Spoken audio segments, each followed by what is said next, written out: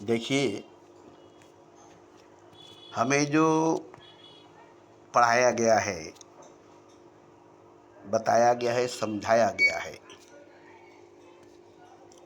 स्कूलों में, मदरसों में, पाठशालों में और हमारे घरों में माँ बाप जो वो जानते थे वो हम पर रख दिए, हमारे ऊपर डाल दिए। ये परंपरा चली आ रही है। हमारी अपनी जानकारी कुछ नहीं है। गीता में, रामायण में, बाइबल में, कुरान में जो भी लिखी हुई है, हम अगर उसको पढ़कर जानते हैं कि हमारी अपनी खुद की जानकारी नहीं है। ये हमारी खुद की अपनी जानकारी नहीं है। और जब तक हमारी खुद की अपनी जानकारी नहीं होगी तब तक हम सही जानकार नहीं होंगे, क्योंकि जानकारी हमारी खुद की अपनी है ही नहीं। गीता से, कुरान से, रामायण से, बाइबल से, उपनिषद से, गुरु से, माँ बाप से या पूरे ब्रह्मांड से सीखते आ रहे हैं। तो हम जो दूसरे से सीख रहे हैं वो दूसरे का दिया हुआ ज्ञान है, दूसरे से लिया हुआ ज्ञान है। तो हमारे पास जो कुछ भी है वो हमारा अपना निजी खुद की नहीं है, हमारे अंदर की, भीतर की नहीं है, बाहर से आई हुई है। हम बाहर से भीतर बढ़ते चले जा रहे हैं, बाहर से भीतर ढालते चले जा रहे हैं। मिसाल के तौर पर एक कुआं बनाए तो उसके अंदर से पानी निकलेगी, उसे पानी भरनी नहीं पड़ेगी, बाहर से लाकर उसके भीतर से पानी निकलेगी। और एक बड़ा हौज बनाए, उस हौज में पानी आएगी नहीं, उसे भरनी पड़ेगी। तो हौज में पानी भरनी पड़ेगी, उसके अंदर से पानी आएगी नहीं। कुएं में पानी भरनी नहीं पड़ेगी, उसके अंदर से पानी आएगी। तो जो बाहर से लिए गए ज्ञान, बाहर से लिए गए जानकारियां हैं, वो इंसान एक हौज की तरह है। उसके अंदर से उसका अपना निजी खुद की कुछ भी नहीं है। गीता की है, रामायण की है, बाइबल की है, कुरान की है, गुरु की है, संसार की है, पूरे ब्रह्मांड की है। तो बाहर की है, अपनी निजी खुद की नहीं है। वो कुएं के भांति नहीं है, वो कुएं की तरह नहीं है। वो बड़े हौज, बड़े टैंक या बड़े किसी तालाब की तरह है। जैसे तालाब में पानी भर जाती है बारिश होने के बाद,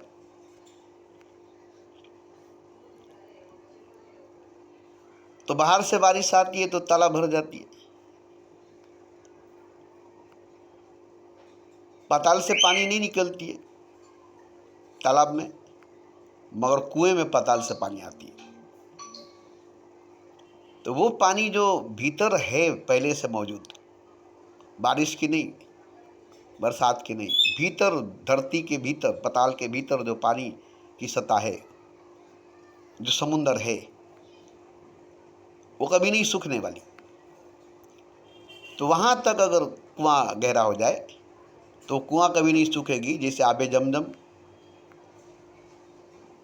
बिल्कुल वही है, 20 समुंदर से पानी निकलती है उसमें। वो कुआं जो है वो 20 समुंदर की गहराई की पानी है। और 20 समुंदर की गहराई की पानी बड़ी औषधि से भरी होती है, बड़ी जड़ी बूटी से भरी होती है, क्योंकि समुंदर के अंदर जड़ी बूटी भरी हुई है। इसलिए उस पानी में सफ़ा बहुत है। जितना दवा दुनिया के अंदर नहीं है उतना दवा का असर आबे जमजम में है। क्योंकि आबे जमजम बरसात की पानी नहीं है, बाहर की पानी नहीं है, उस समुंदर की गहराई की नीचे की तह की पानी है। वैसी जगह कुआं खोदा गया है, ऐसी जगह से पानी निकली है कि वो जगह समुंदर के बीच है। दुनिया के बीच तो है ही, समुद्र के भी बीच है। तो सिर्फ एक कुआं नहीं है, वो पूरा का पूरा समुद्र का पानी है। जब तक समुद्र नहीं सूखेगी तब तक आवे जमजम नहीं सूखेगा, आवे जमजम का कुआं नहीं सूखेगा। तो इसी तरह से अपने भीतर परमात्मा है, अपने भीतर खुदा है। वहाँ से जब ज्ञान आएगी, वहाँ से जब बात आएगी, तो फिर बाहर की बात खत्म, बाहर की बात खत्म। तो जब अपने भीतर से, जहाँ परमात्मा है वहाँ से, जहाँ खुदा है वहाँ से, अपने भीतर से, अपने भीतर जहाँ परमात्मा है, अपने भीतर जहाँ खुदा है, वहाँ से जब बात निकलेगी तो परमात्मा की बात होगी, खुदा की बात होगी। तो आप अगर अपने भीतर उतरेंगे, अपने भीतर जाएंगे, परमात्मा के पास, ईश्वर के पास, खुदा के पास पहुँचेंगे, बाहर नहीं, ब्रह्मांड में नहीं, ब्रह्मांड से बाहर नहीं, अपने भीतर, अपने अंदर, तो आप स्वयं परमात्मा होंगे, स्वयं खुदा होंगे, स्वयं नारायण होंगे, खुद ही ईश्वर होंगे, क्योंकि आप खुद ही ईश्वर हैं ही। तो ये पहचान आपको अगर हो जाती है कि मैं ईश्वर हूँ, तो आप मनुष्य नहीं, आप इंसान नहीं, आप शरीर नहीं, आप मन नहीं, आप बुद्धि नहीं, आप आत्मा नहीं है, सीधा सीधा परमात्मा है। ये बोध, ये ज्ञान सबको होनी चाहिए कि देखिए सब परमात्मा ही है। आत्मा, शरीर, मन, बुद्धि संसार नहीं है, परमात्मा ही है, खुदा ही है। चारों तरफ दूर दूर तक फैला हुआ खुदा है।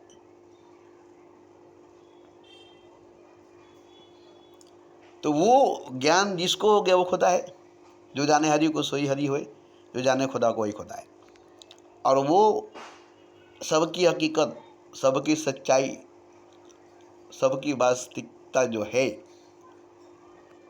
वही है। ये जरा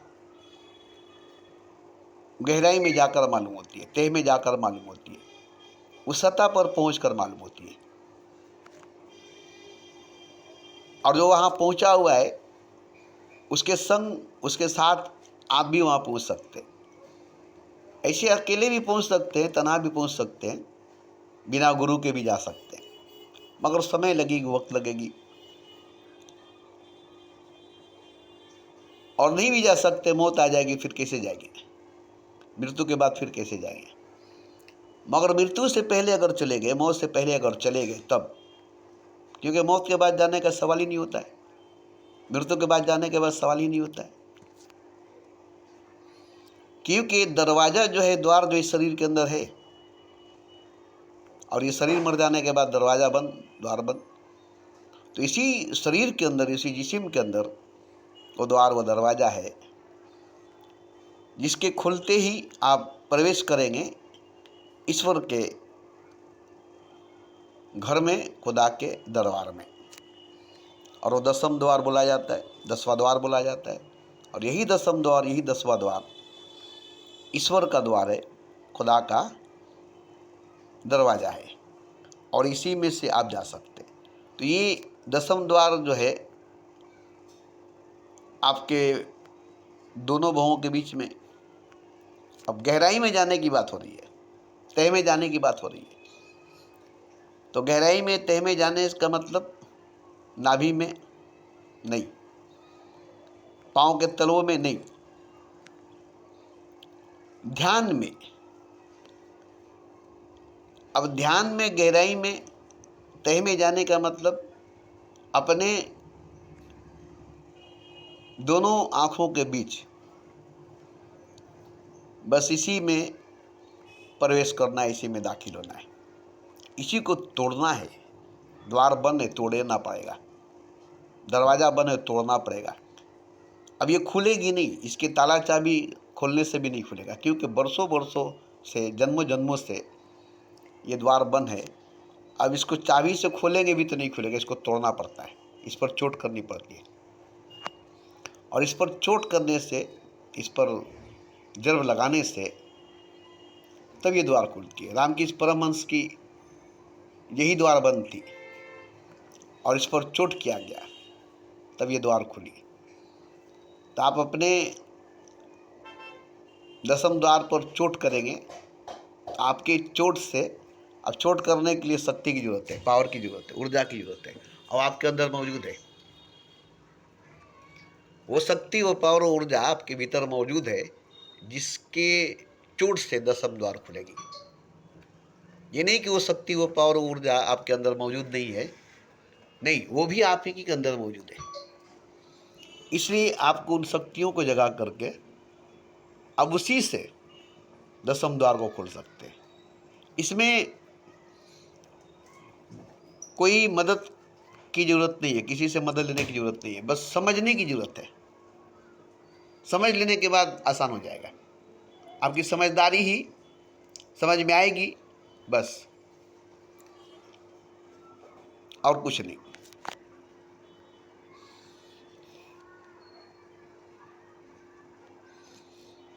तो इसके लिए आपको खुद ही जोर देना पड़ेगा, अपनी तमाम ताकत को, अपनी तमाम शक्ति को, पावर, ऊर्जा को, जो आपके अंदर सोई है, जो आपके अंदर मरी पड़ी हुई है, वो आपकी अपनी निजी है, वो आपकी अपनी खुद की है, क्योंकि आप शक्तिमान सुपर पावर है ही। अब आपकी शक्ति अगर सोई है, आपकी ताकत, ऊर्जा अगर आपकी सोई है, तो आप निर्बल हो गए, कमज़ोर हो गए, निर्बल हो गए, कमज़ोर हो गए। और जब आपकी शक्ति जाग गई, तब बलवान हो गए, महान हो गए और भगवान हो गए। शक्ति पर तो सब कुछ है, सुपर पावर भगवान है, सुपर कॉन्शियसनेस भगवान है। और ये आप हैं इसलिए मैं बोलता हूँ, सब है इसलिए मैं बोलता हूँ। और ये मरने से पहले जान लेना पड़ेगा, और ये 1-2 दिन में, 1-2 महीने में, 1-2 साल में नहीं जान सकते। इसको जानने में एक ज़िंदगी लगेगी, एक जीवन लगेगी, और ये सस्ता है। ये मनुष्य जीवन, ये इंसानी ज़िंदगी पूरी लग जाए और मरने से पहले वो द्वार खुल जाए, मृत्यु से पहले वो दरवाज़ा खुल जाए और आप उसमें प्रवेश कर जाए, फिर मृत्यु आपकी कहाँ से होगी? मरने से पहले, मृत्यु से पहले आप ईश्वर के दरबार में, खुदा के घर में चले गए, तो अब आप हैं नहीं संसार में, तो मृत्यु कहाँ से होगी? है नहीं शरीर में, तो मृत्यु कहाँ से होगी? तो मरने से पहले ही, मौत से पहले, अब ये सोचेंगे मरने के बाद, मौत के बाद खुदा के दरबार में जाएंगे, खुदा के घर में जाएंगे, ये भ्रम आपका है, ये धोखा आपका है। इस भ्रम में, इस धोखे में आप हैं कि मरने के बाद खुदा की दीदार होगी, खुदा के दरबार में हाजिरी होगी। नहीं, जीते जी नहीं हुई तो मरने के बाद नहीं होगी। मर गया जी तो कौन खाएगा घी? अब एक आदमी मर गया, ज़िंदगी में कभी घी नहीं खाया, और उसको ले जाके घी के टंकी में डाल दे, तो फूल कर तुम्बा हो जाएगा और उसी में सड़ गल करके रहेगा। मगर घी में सड़ गल करके उसकी लाश घी में मिल गई, मगर उसे घी का पता नहीं चला, जीवन में कभी घी नहीं खाया। इसलिए ज़िंदगी में अगर उसको घी मिल गया होता, जुबान पर चख लिया होता, तो जान गया होता कि घी क्या होता है। इसी तरह जीवन में आत्मा को परमात्मा, रूह को खुदा मिल गया होता, तो बात खत्म। अब वो जान गया कि जो खुदा है वो मैं हूँ, जो भगवान है वो मैं हूँ, जो इंसान है वो मैं नहीं हूँ, जो मनुष्य है वो मैं नहीं हूँ, जो शरीर है वो मैं नहीं हूँ, जो बुद्धि है, जो मन है वो मैं नहीं हूँ, जो ब्रह्मांड है वो मैं नहीं हूँ। मैं वो नहीं हूँ जो भगवान नहीं है, और जो भगवान है वो मैं हूँ। ये जानकारी आपको करना है जीते जी जिंदगी में, कि मैं वो हूँ जो खुदा है, और जो खुदा नहीं हूँ मैं वो नहीं हूँ। और अगर मैं खुदा नहीं हूँ तो मैं कुछ नहीं हूँ। दोनों बात, अगर मैं खुदा नहीं हूँ तो मैं नहीं हूँ, कुछ नहीं हूँ। क्योंकि अगर मैं खुदा हूँ तभी मैं हूँ। मैं बार बार कहता चलाया हूँ, हमेशा कहता चलाया हूँ कि मैं ही खुद अगर खुदा नहीं हूँ तो मैं भी नहीं हूँ। मुझे मार दीजिए, काट दीजिए, कोई फर्क नहीं पड़ता है। कोई भी आए मेरी गर्दन काट दे, मेरी बोटी बोटी कर दे, मुझे आग में जला दे, मैं खुदा नहीं हूँ, बात खत्म। मेरा होना ना होना बराबर है, मेरा जीना मरना बराबर है। लेकिन मैं अगर खुदा हूँ तो फिर आप मुझे छू नहीं सकते। और आप अगर खुदा नहीं है तो आप मुझे छू नहीं सकते, मैं अगर खुदा हूँ तो। लेकिन आप अगर खुदा हैं, मैं अगर खुदा हूँ तो आप मुझे छू सकते हैं, मैं आपको छू सकता हूँ। तो यहाँ ये मैं बार बार कह चुका हूँ कि आप अगर खुदा हैं, ये आप जान गए हैं, तो फिर आप मनुष्य नहीं है, शरीर नहीं है, मन नहीं है, बुद्धि नहीं है, आत्मा नहीं है, संसार नहीं है, ब्रह्मांड नहीं है, कायनात नहीं है, कुछ नहीं है, कोई नहीं है, क्योंकि आप खुदा हैं। ये आप जान गए। और ये जान लेने के बाद सही माना में आप कुछ नहीं है, सही माना में आप कुछ नहीं है। देखिए मैं क्या देखता हूँ, मैं यही देखता हूँ कि आप खुदा हैं, ये आपको जानकारी है कि नहीं। हैं तो खुदा ही आप, हैं तो खुदा ही आप। ये नहीं कि आप खुदा नहीं है, सब खुदा नहीं है, सब खुदा है, सब खुदा है, क्योंकि सब एक है। मगर हुआ क्या है, जैसे समुद्र एक है, लहरें, तरंगे, मौजे बहुत है। तो लहर बना कौन, मौज बना कौन, तरंग बना कौन, वही समुद्र। तो खुदा ही खुद ये सब बना है, बनने के बाद भी खुदा ही है। देखिए जर्रा कायनात बना है, तो कायनात आज बड़ा है, मगर एक जर्रा भी कायनात है। कतरा समुद्र बना है, समुद्र बड़ा है मगर एक कतरा भी समुद्र है। बीज जंगल बना है,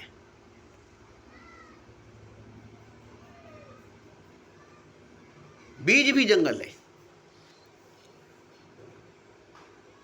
क्योंकि जंगल ही बीज बना है। आप कहेंगे कि बीज जंगल बना है, मैं कहूँगा नहीं, जंगल ही बीज बना है। आप कहेंगे कि कतरा ही समुद्र बना है, मैं कहूँगा नहीं, समुद्र ही कतरा बना है। आप कहेंगे बंदा ही खुदा बना है, नहीं, खुदा ही बंदा बना है। जैसे एक राजा है और वो भिखारी बन गया, फकीर बन गया है मगर वो राजा बीमार हो गया, पागल हो गया है, मगर है वो राजा। तो वो राजा बीमार हो गया है, पागल हो गया है, भिखारी हो गया, फकीर हो गया है, अगर वो सही हो जाए, ठीक हो जाए, तो राजा है ही। बीमार था, पागल था, बीमार हो गया था, पागल हो गया था, इसलिए वो राजा होते हुए भी राजा नहीं था।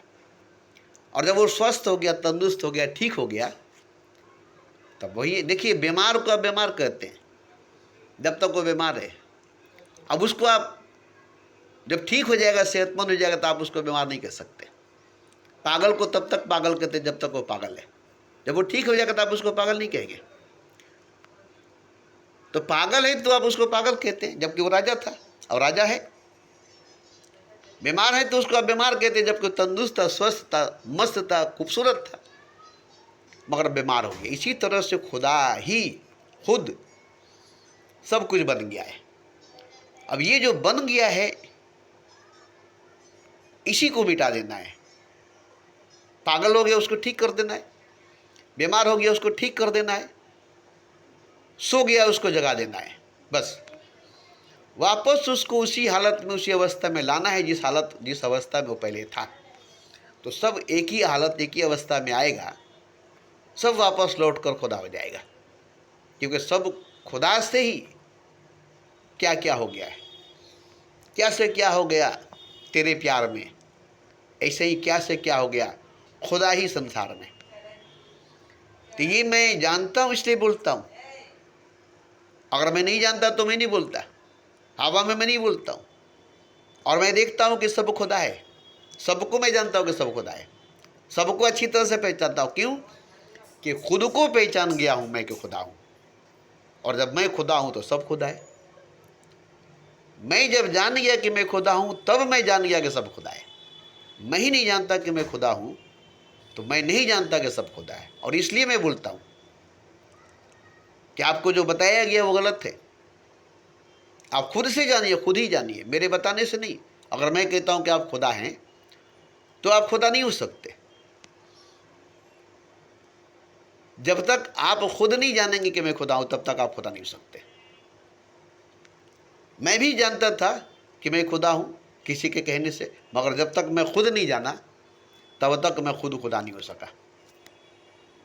किसी के बताने से, किसी के समझाने से कि तुम खुदा हो, तुम भगवान हो। लेकिन जब तक मैं खुद नहीं जाना तब तक मैं खुदा होते हुए भी खुदा नहीं था। इसी तरह से जब तक आप खुद नहीं जानेंगे, मेरे कहने से या किसी के कहने से आप खुदा होते हुए भी खुदा नहीं हो सकेंगे।